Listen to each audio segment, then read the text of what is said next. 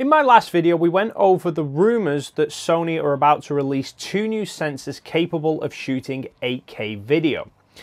And I'm seeing quite a lot of the comments are kind of revolving around the same couple of points. So in this video, I want to try and address some of those.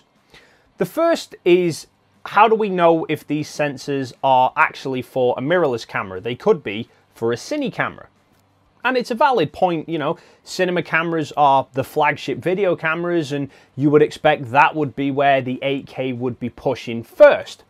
However, generally with cameras like cinema cameras that are solely really for shooting video, they generally have a native sensor resolution equal to what the maximum video resolution is. So the cine cameras that can shoot 1080 video generally only have a 2 megapixel sensor because that is the maximum resolution that they actually need from that sensor. 4K video cameras will generally have about an 8 megapixel sensor. So if it was an 8K video camera, you would expect it to have about a 33 megapixel sensor. Granted, the rumored 36 megapixel sensor could fulfill that, but the idea of putting a 60 megapixel sensor into a cine camera that's only going to shoot 8K video max kind of seems a little bit overkill and a little bit redundant. Then there's the point that the rumored specifications also point towards high shooting capabilities for stills. And obviously, cine cameras, broadcast cameras are pretty much solely used for shooting video. So the fact that the resolutions are higher than they need to be and the rumors cover still shooting as well would kind of lead you to deduce that it's actually going to be a stills camera that these sensors are designed for. And then this leads on to the next string of points that all kind of link to each other, which is who needs 8K? The files are going to be so big we're not going to be able to handle them. Memory cards aren't fast enough to handle them. Nobody's got 8K TVs or monitors. All of this has happened before, and all of this will happen again. It's the constant technological cycle. I can remember years ago the same things being said when Full HD was coming out. And people were saying, nobody's got Full HD TVs, so nobody can view 1080 footage.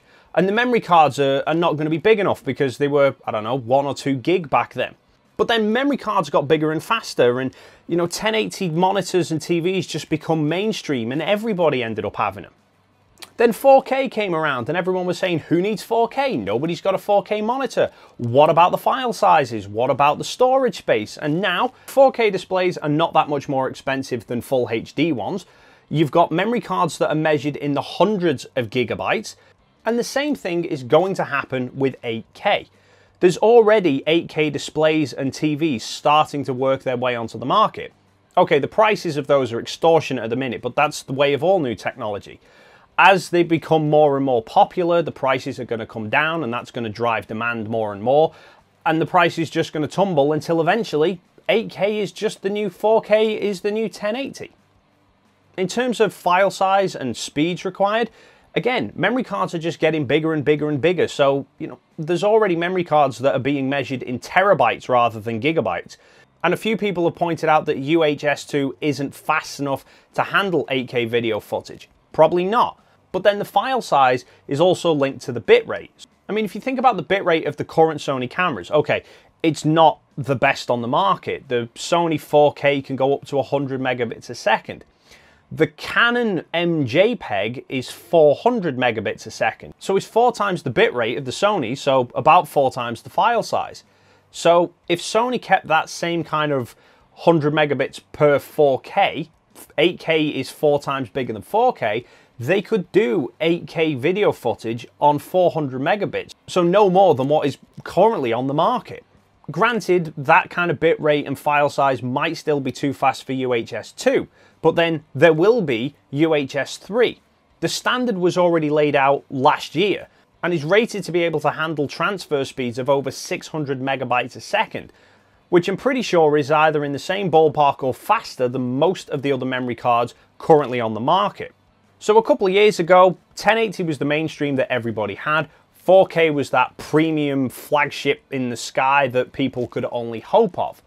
Now 4K has become the mainstream, 8K is the new top dog. And no doubt in a few years we'll have the same discussion again when 8K is the norm and people are going, who needs 16K? That is just the way of technology, and it's never going to change. Right now, you might be looking at 8K cameras thinking, I have no need for 8K. Most people don't have a need for 8K. In a couple of years' time, you will probably have 8K and you will be telling your kids and grandkids about a time you had to make do with only 1080p. But what are your thoughts on the never-ending cycle of technology? Leave them as a comment down below. Thank you so much for stopping by, and hopefully I will see you in the next video.